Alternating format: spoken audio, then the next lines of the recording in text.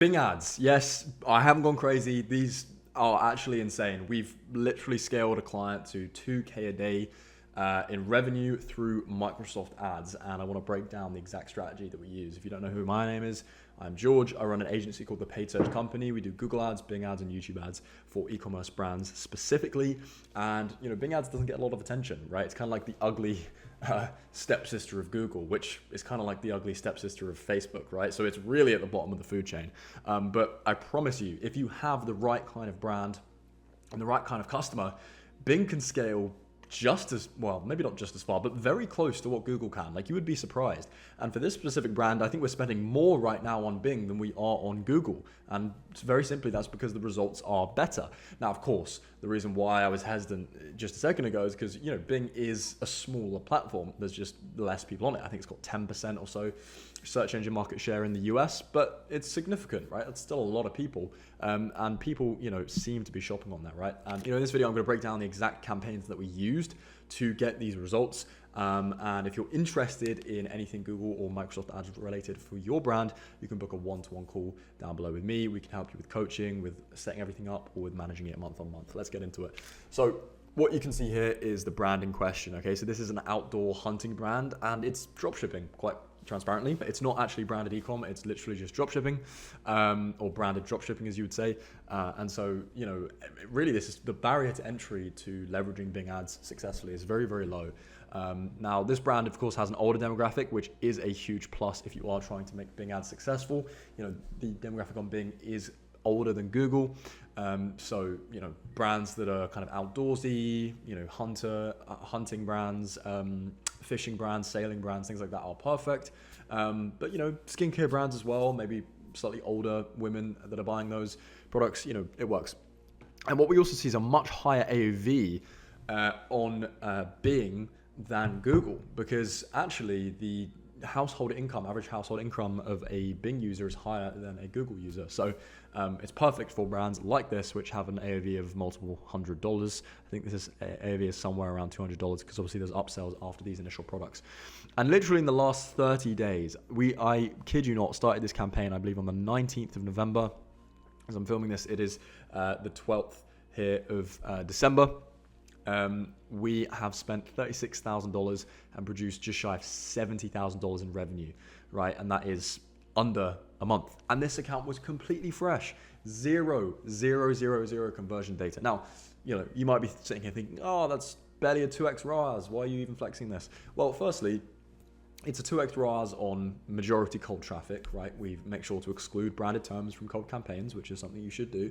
You should have your branded campaigns and cold campaigns separate. Second of all, this client is profitable at 2x ROAS. Third of all, scaling is the name of the game. If we cut this spend back to 15K, imagine how profitable we'd be. We'd probably be sitting at a 4 to 5x ROAS, right? But, the reason why ROAS is low is because we are trying to actively push out more and more and spend more. And I had a huge rant about this on my last video when I was explaining demand gen.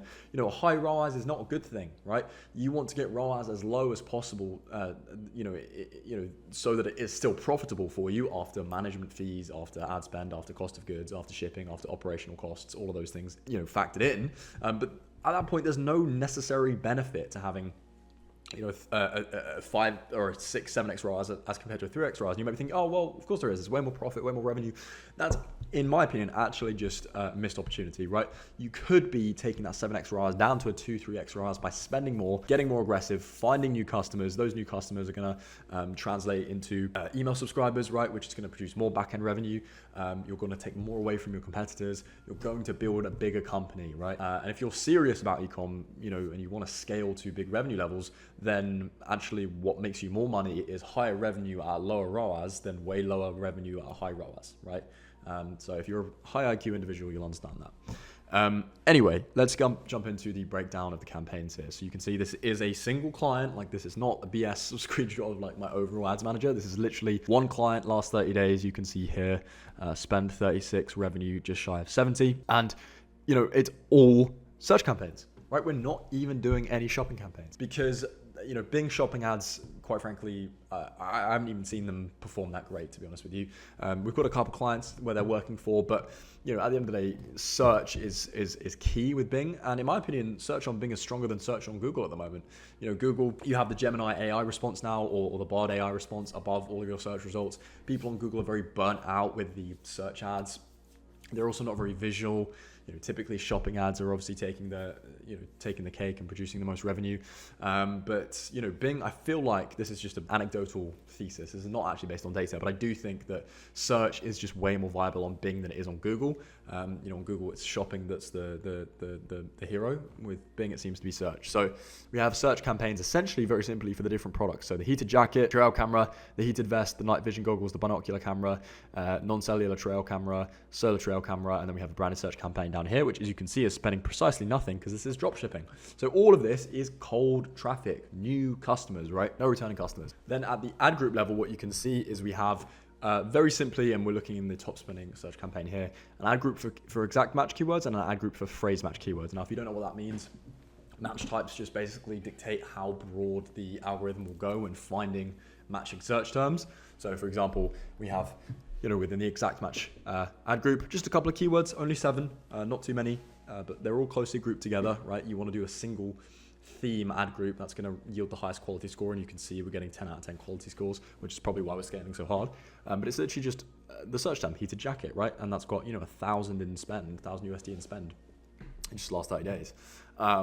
This one here, sorry, this is total, but you see what I'm getting at, right? And so one of the keywords is predominantly going to get most of the spend. We see this on Google as well. And so you basically just have to test until you find your winning keyword. But yeah, all of the campaigns that are scaling aggressively, we start them on eCPC and then we transition them onto max conversions and then we transition them onto TCPA. We have a TCPA that's pretty aggressive, around 1.9, 2x, right? Which gives the algorithm the most amount of guidance.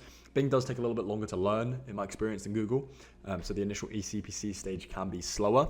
But yeah, that's pretty much it. It's dead simple. If you are dropshipping, if you are running an e-com brand, why would you not just go ahead and set up a simple search campaign to your product on Bing for cold traffic with a simple structure which has eCPC, TCPA, max conversions, targeting relevant keywords, right?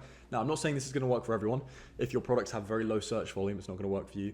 If you're not targeting the US, it's probably not going to work for you because the Bing audience size in other countries is terrible. But if you are in the US and you do have products have a naturally high search volume, then Bing ads is actually going to be a huge extra revenue stream. I mean, this is nearly bringing in an extra 7 figures a year for this brand. That's no small amount, right? And it's only going to get better because we've literally only started it in the last 2 days. So I just thought this case study was just too insane not to share, to be honest with you.